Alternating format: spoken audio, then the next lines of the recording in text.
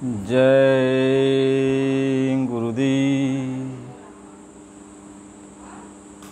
गुरु सोई जो शब्द सनेही, शब्द बिना दूसर नहीं से।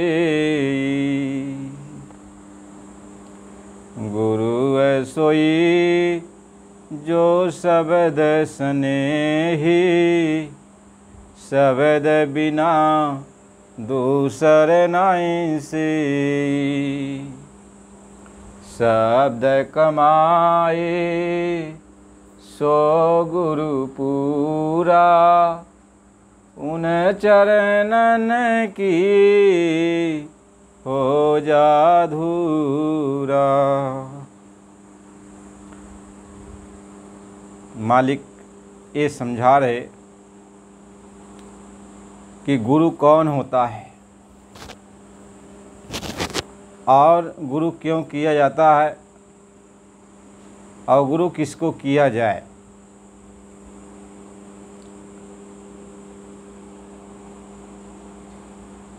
गुरु बहुत सारे होते हैं, पग पग पर गुरु की ज़रूरत पड़ती है। जब यह हमें कोई काम सीखना होता है तब भी हमें किसी रहनुमा की ज़रूरत पड़ती है, किसी होनहार कलाकार गुरु की ज़रूरत पड़ती है जो हमें सिखा सके। कोई भी काम हम करते हैं तो हमें गुरु के द्वारा ही वह चीज़ सीखने को मिलता है। कोई कलाकार है तो कलाकार का कोई गुरु है, कोई नाचने गाने वाला है उसको सिखाने वाला कोई गुरु है, कोई सिलाई करता है उसको सिखाने वाला कोई गुरु है, पढ़ाई करता है उसको पढ़ाने वाला कोई गुरु है। यानी गुरु का मतलब होता है ज्ञान देने वाला, सिखाने वाला, आगे बढ़ाने वाला। तो इस भौतिक संसार में हमें पग पग गुरु की ज़रूरत पड़ती है। इसलिए गुरु को ज्ञान का स्वरूप कहते हैं, गुरु को प्रकाश का रूप कहते हैं। गुरु ही छोटे बच्चे को पढ़ा लिखा कर आगे बढ़ाता है। एक क्लास से दूसरे क्लास, तीसरे क्लास, चौथे क्लास, ऐसे वो जो है जब आगे बढ़ाता है तो उसको डिग्रियां देता है। तो ये संसार में हर काम को सीखने के लिए, हर काम को करने के लिए हमें गुरु की ज़रूरत पड़ती है। बिना गुरु के मनमानी यदि कोई काम सीखता है तो उसका कोई रिजल्ट सही नहीं रहता कि ये चीज़ सही जगह पहुँचेगा कि नहीं पहुँचेगा। इसलिए गुरु की ज़रूरत पड़ती है। गुरु के बिना आपको कोई भी चीज़ हासिल नहीं हो सकता। कौन गवाही करेगा कि आपका जो काम है वो सही है। इसलिए गुरु की ज़रूरत पड़ती है। संसार में बिना गुरु के कोई काम होने वाला नहीं है। आप कोई भी नौकरी चाकरी करते हो तो गुरु ने जो आपको शिक्षा दीक्षा दिया है उसकी आपको डिग्री मिलती है, मार्कशीट मिलती है, सर्टिफिकेट मिलती है।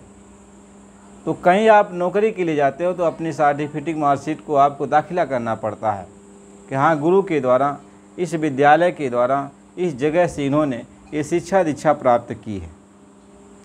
तो हर काम में यदि आप निपुण हो जाते हो, इसके बाद मार्कशीट की सब काम में यदि निपुण भी आप रहो, यदि मार्कशीट नहीं आपके पास, सर्टिफिकेट आपके पास नहीं है, तो फिर भी आपको दाखिल नहीं किया जा सकता, आपको नौकरी नहीं दिया जा सकता है।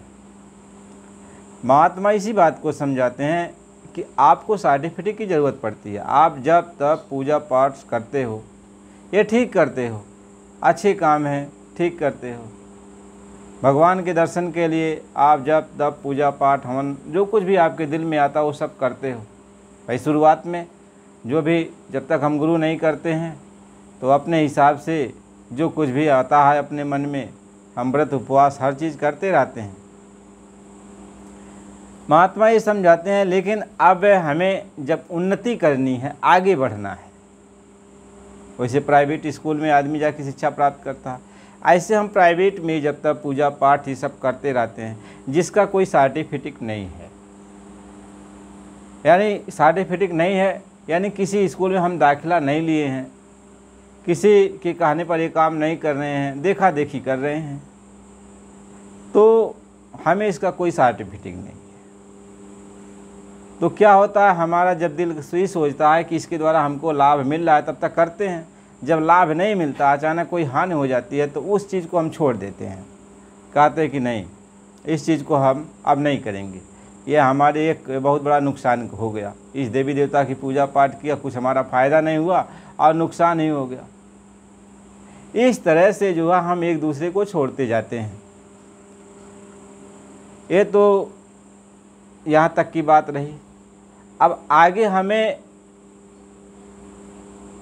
सीढ़ी दर सीढ़ी हमको जब ये ज्ञान होता है, लोग ये समझाते बुझाते हैं कि भगवान है, आत्मा है, परमात्मा है, मन है, बुद्धि है, चित्त है, अहंकार है, इंद्रियां हैं, यानी सारे विषय के बारे में जब हम सुनते हैं तो हमारे अंदर एक कौतूहल पैदा होता है कि आखिर हमारी आत्मा क्या है, हमारा परमात्मा क्या है, मन क्या है, इंद्रियां क्या हैं, बुद्धि क्या है। कैसे कहते नहीं कि हमारी बुद्धि कहती है, हमारा मन कहता है, हमारा चित्त चंचल हो गया है, घबराहट होती है, इधर उधर ध्यान लगता है, भागने लगता है। तो ये सारी चीज़ें हमारे आपके अंदर उत्पन्न होती हैं। तो जब थोड़ा थोड़ा हम सज्ञान होते हैं तो इसके बारे में विचार करते हैं कि आखिर भगवान है कहाँ है, ईश्वर है कहाँ है, मन है कहाँ है, इंद्रियां हैं कहाँ है, बुद्धि विचार कहाँ है, अहंकार कहाँ है। इस पर हम सोचते हैं, विचार करते हैं, हमारी आत्मा कहाँ है। तो हम ग्रंथ को उठाते हैं। अभी हम गुरु नहीं धारण किए, लेकिन अच्छी अच्छी पुस्तकें जो है धर्म ग्रंथ को ही वो लिखी पढ़ी मिली रहती हैं, रखी रहती हैं। तो जहाँ से वो मिलती हैं हम खरीद के लेके चले जाते हैं, स्टॉल से लेके चले जाते हैं और उसको पढ़ते हैं, मनन करते हैं। मनन करते हैं तो अपने बुद्धि के अनुसार, अपने मन के अनुसार जितना हमें ज्ञान उससे मिलता है, जितना हम समझ पाते हैं, उतना तो हम समझदारी अपने अंदर रखते हैं। लेकिन उसका वास्तविक ज्ञान हमें तब तक नहीं हासिल होता है, तब तक हमारे समझ में नहीं आता जब कोई हमें उसको, जो वेदों को लिखने वाला, ग्रंथों को लिखने वाला, उपनिषद को लिखने वाला, जब तक वो नहीं हमको मिलेगा तो मिलेगा कौन? इसको कौन समझाए? गीता में क्या लिखा हुआ है, भागवत में क्या लिखा हुआ है, रामायण में क्या लिखा हुआ है? इसको बनाने वाला ही तो, लिखने वाला ही तो इसको बता सकता है इसका क्या अर्थ है। महात्मा ये समझाते हैं तो हमारा जितना भी बुद्धि काम की, मन काम की, उतना तो हम जानकारी हासिल कर ली, लेकिन उसमें लिखा क्या है, वास्तविक इसका शाब्दिक अर्थ क्या है, इसको जानने के लिए हमें अब जानकार की ज़रूरत पड़ती है, यानी गुरु की ज़रूरत पड़ती है। जो गुरु हमें ये बता सके, ये हमें बता सके कि इसमें लिखा क्या है, ग्रंथों में क्या लिखा है, पुराणों में क्या लिखा है, उपनिषदों में क्या लिखा हुआ है, यानी उसका जो शाब्दिक अर्थ है उसको बता सके। तो इसके बारे में हमें गुरु करना पड़ता है। तो गुरु जब हमें उसको बताने लगेगा तो हमें ये सोचना पड़ेगा कि ये जो गुरु बता रहा है आखिर इसको ज्ञान कहाँ से मिला, इसको समझने वाला, यानी जो हमें गीता समझा रहा है, जो हमें रामायण समझा रहा है, जो हमें भागवत सुना रहा है, आखिर इसको ये कला सुनाने वाली किससे मिला, ज़रा उसके बारे में विचार करना चाहिए। तो उसकी जो वंशावली है उसके बारे में हम खोजते हैं कि आखिर ये गुरु, इनके गुरु कौन थे, उनके गुरु के बारे में खोज करते हैं। फिर उनके गुरु कहाँ से ज्ञान प्राप्त किए हैं तो उनके गुरु के बारे में खोज करते हैं। ऐसे सीढ़ी दर सीढ़ी जब हम खोज करते जाते हैं तो ये पता चलता है कि जिसने ये बनाया है, जिसने लिखा है, उसने सबसे पहले इसका अर्थ किसको समझाया था, तो उससे वो परंपरा चली जाती है। उसने दूसरे को ज्ञान दिया, दूसरे ने तीसरे को ज्ञान दिया, तीसरे ने चौथे से ज्ञान दिया, चौथे ने पाँचवें को ज्ञान दिया, पाँचवें ने छठवें, ऐसे सीढ़ी दर सीढ़ी उसी ज्ञान को आज जो मौजूदा वक्त में हमको समझा रहा है वही ज्ञान वो समझा रहा है, वही ज्ञान वो समझा रहा है। तब हमें वही चीज़ समझ में आ रही है कि हाँ, ये जो इसकी श्रृंखला है, यह उस जगह से प्रारंभ होती है जहाँ से इसकी शुरुआत थी। यानी इसको जो ज्ञान मिला है सीढ़ी दर सीढ़ी, सीढ़ी दर सीढ़ी, उसी जगह से ज्ञान मिला है। तब वह हमको इसका अर्थ समझा रहे हैं, इसका अर्थ हमको बता रहे हैं। महात्मा इस चीज़ को समझाते हैं। तो हमें गुरु, जब ऐसा कोई गुरु मिल जाता है जो उसका पूर्ण ज्ञान रखता है, जब पूर्ण ज्ञान रखता है तो हमको जब वो समझाने लगता है, बताने लगता है, तो हमें उससे चाहते हैं कि हमको भी इसका पूर्ण ज्ञान होना चाहिए। तो हमें वह अपना पूर्ण ज्ञान देता है, क्योंकि वह पूर्ण ज्ञानी है, अधूरा ज्ञानी तो है नहीं। पूर्ण ज्ञानी इसलिए उसको कहा जाता है कि उसने जिस गुरु से शिक्षा लिया था वह भी पूर्ण था, और उसका गुरु जो था वह जिस गुरु से शिक्षा लिया था वह भी पूर्ण था, और उसके गुरु जिस गुरु से शिक्षा लिए थे वह भी पूर्ण था। ऐसे सब पूर्ण होते हुए अंत में वह जगह पहुंचते हैं कि जिसने खुद इसको बनाया, जिसने खुद इस रामायण को लिखा, गीता को लिखा, उससे उन्होंने इसको सुना, बताया, उसकी शक्ति उसके अंदर गई। तो इससे ये गुरु शिष्य की ये परंपरा चलती आई। तो इसमें पूर्णता की बात है, अधूरता की नहीं। इसलिए गुरु से जब ज्ञान हमें मिलता है तो पूर्णतः ज्ञान मिलता है। अब हमें गुरु से जो ज्ञान मिला वह पूर्ण ज्ञान है, अधूरा ज्ञान तो है नहीं। महात्मा इसलिए समझाते हैं। तो हमें आत्मा और परमात्मा का ज्ञान देने वाला यदि कोई यहाँ पे गुरु मिलता है तो हम पहले उसकी श्रृंखला को देखते हैं। ये हमें आत्मा का ज्ञान दे रहा, परमात्मा का ज्ञान दे रहा, तो इसकी हम श्रृंखला को देखें, इसके हम सीढ़ी को देखें कि इसके पहले इसके गुरु कौन थे। आखिर ये हमें जो ज्ञान दे रहा है, पता नहीं कैसा ज्ञान दे रहा है, सही ज्ञान दे रहा है कि नहीं सही ज्ञान दे रहा है, हमको अपने में समझा बुझा रहा है, वो अपनी जगह पर है। लेकिन इनको ये ज्ञान कहाँ से मिला? तो उनके गुरु के बारे में हम सोचते हैं, विचार करते हैं कि उनके गुरु के बारे में पूछते हैं, तो उनके गुरु का विश्लेषण करते हैं कि इनका गुरु यदि पूरा है, जानकार है, और उस जानकार से इन्होंने शिक्षा दीक्षा प्राप्त की है, तो जो इनके गुरु का गुरु था उनका गुरु कौन था, यानी उनको किससे ज्ञान प्राप्त हुआ था। इस तरीके से जब हम उस सीढ़ी पर चलते हैं तो अंत में उस जगह पहुंच जाते हैं कि वह परमात्मा ही जो पूर्ण गुरु था, उसने ही यह ज्ञान की जो दिशा है उसने ही जाहिर किया। यानी उस सूर्य रूपी प्रकाश ने ही अपनी किरण को बिखेरा है, अपने ज्ञान को बिखेरा है। इसलिए यह ज्ञान सबसे पहले जो है सूर्य को मिला था, और सूर्य ने अपने पुत्र मनु को दिया था। अब मनु के द्वारा यह संसार में उसकी किरण धीरे धीरे सीढ़ी दर सीढ़ी यह श्रृंखलाबद्ध तरीके से नीचे इस संसार में आई और इस ज्ञान का प्रकाश हुआ। आवाज़ भी वो चलता है। तो गुरु के बारे में पहले हमें समझना चाहिए कि हमें गुरु करना है तो कैसा गुरु करना है, जो पूर्ण हो। तो महात्मा ये समझाते हैं आखिर इसकी कोई पहचान, आखिर पूरे गुरु की क्या पहचान, बाहर से कैसे उसकी पहचान करें, अंदर से कैसे उसकी पहचान करें। तो वैसे जितने भी गुरु होते हैं बाहर से सादगी ही रहते हैं, बाहर से वो सादगी ही में रहेंगे और हर तरीक़े से जनता का बर्ताव ही करेंगे। तो बाहर से तो गुरु ये मालूम होगा कि चलो अच्छे हैं, सज्जन हैं और समझा बुझा रहे हैं, तो ये भी पता चलता है इनके पास ज्ञान है, समझा भी रहे हैं। लेकिन अभी इनको जब आप गुरु धारण करोगे तब इनकी पहचान आप कैसे करोगे। जैसे अब मान लीजिए बहुत सारे गुरु हैं कि एक ही लफ्ज़ में इतना श्लोक बोल जाएंगे, एक ही लफ्ज़ में पता नहीं कितना कितना याद कर डाले हैं, सारी भाषाओं का ज्ञान रख लिए हैं अपने अंदर। हम सुनते सुनते जो है थक जाएंगे, समझते समझते थक जाएंगे, लेकिन वो एक ही शब्द में सब कुछ का उच्चारण करते चले जाएंगे। तो जब उनके शब्द को चेला नहीं समझ पाया, चेला पहले घबरा जाएगा उनके ज्ञान को देख करके।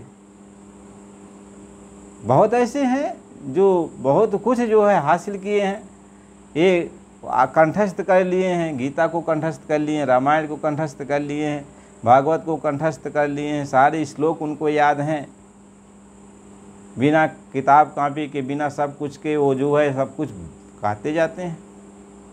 अब उनका जोड़ कोई कैसे करेगा, लगाएगा?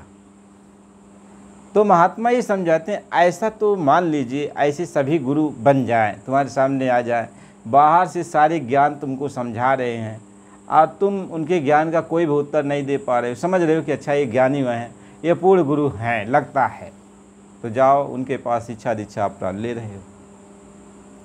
ये बाहर से तो आपने जितना भी पहचान करना पाया कर लिया, उनकी हर चीज़ गुरु के लक्षण दिखाई पड़ने लगे, चलो अच्छा। लेकिन सच्ची पहचान ये है कि अंतर में, यानी स्कूल में जब आप दाखिल होगे तब की पहचान है। अंदर की क्या पहचान है? अंदर की पहचान ये होती है कि जब वो सतगुरु तुम्हें रास्ता बताता है भगवान से मिलने का। देखो सीधी सादी बात है, इसमें किसी भी तरह का बनावटी बात नहीं है। जो बात है वह सीधी सादी और सरल बात है कि बाहर से जितना हमारा मन बुद्धि चित्त जितना भी हमारे अंदर ज्ञान था हमने हासिल कर लिया, समझदारी किया, गुरु के परखने में कोई कसर नहीं छोड़ा, तब हम गुरु धारण कर रहे हैं। लेकिन एक चीज़ जो है आपको मिलती है, जब गुरु धारण करने के लिए आप जाते हो तो लास्ट स्टेज है गुरु धारण करना। गुरु धारण करना क्या स्टेज है? लास्ट स्टेज कि जब गुरु तुम्हें नाम देते हैं या मंत्र देते हैं, तुम्हें रास्ता बताते हैं भगवान से मिलने का, तो सबसे बड़ी बात यह है कि जो यहाँ के तीनों लोक के मालिक हैं, जिनको ईश्वर कहते हैं, काल भगवान कहते हैं, जिन लोगों ने जिन्होंने तपस्या करके हमें आपको भगवान से यानी उनके जो पिता हैं, अपने पिता से, ईश्वर के भी पिता हैं, तो जो हमारे पिता हैं वह उनके भी पिता हैं, तो पिता से हम सबको जो मांग के लाए हैं,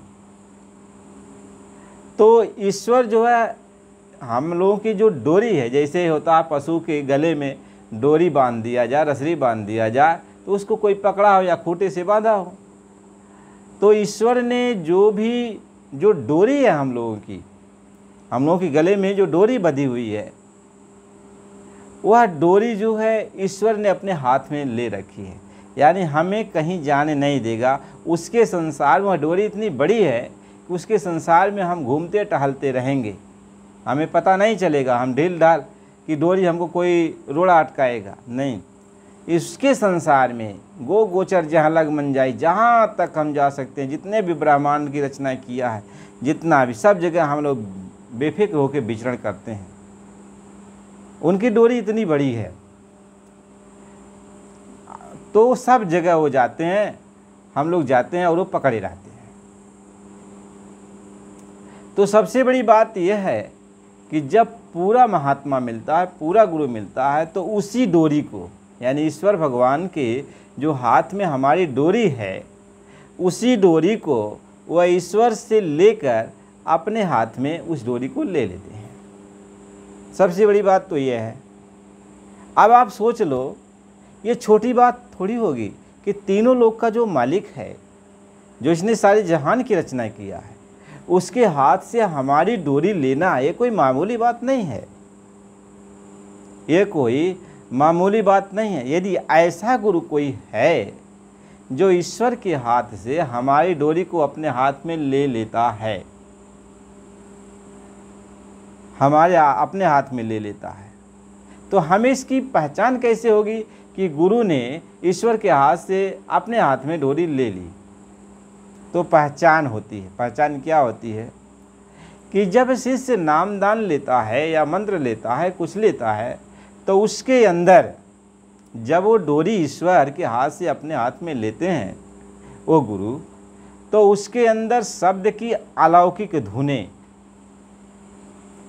अलौकिक का मतलब होता है जो हम बाहर देख नहीं सकते, जो आंखों से देख नहीं पा रहे हैं बाहर, जो बाहर के कानों से हमें सुनाई नहीं पड़ती है, वह अलौकिक धुनें उस आसमान की आकाशवाणी कलमा आए थे, यानी भगवान की आवाज़ ईश्वर की